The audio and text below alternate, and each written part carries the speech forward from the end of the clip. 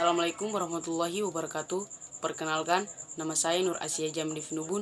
Saya berasal dari SMA Negeri 5 Tual, kelas 10 IPA 2. Di kesempatan kali ini, saya akan membawakan materi fisika, yaitu hukum Newton, yang sudah diajarkan oleh guru saya. Oke, jadi saya akan langsung masuk di materi pertama, yaitu Sejarah singkat hukum Newton. Sir Isaac Newton lahir di Woolsthorpe by Colsterworth pada tanggal 4 Januari 1643 dan ia meninggal pada tanggal 31 Maret 1727. Pada umur yang ke-84 tahun, Sir Isaac Newton merupakan seorang fisikawan, matematikawan, ahli astronomi, filsafat alam, alkimiawan, dan teolog yang berasal dari Inggris. Ia merupakan pengikut aliran heliosentris yang berpengaruh sepanjang sejarah.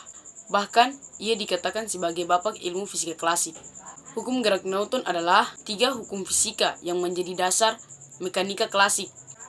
Hukum ini menggambarkan hubungan antara gaya yang bekerja pada suatu benda dan gerak yang disebabkannya. Hukum ini telah dituliskan dengan pembahasan yang berbeda-beda selama hampir 3 abad. Dalam bukunya, Newton memberikan penghargaan kepada Galileo. Untuk hukum ini, Aristoteles berpendapat bahwa setiap benda memiliki tempat asal di alam semesta. Benda berat seperti batu akan berada di atas tanah, dan benda ringan seperti asap akan berada di atas langit. 2. Konsep dasar hukum Newton. Hukum Newton adalah hukum yang menggambarkan hubungan antara gaya yang bekerja pada suatu benda dan gerak yang disebabkannya. Suatu benda yang bergerak tidak bisa dijelaskan dengan logika, tetapi kalau menggunakan hukum ini, dapat dihitung berapa kecepatan serta jaraknya.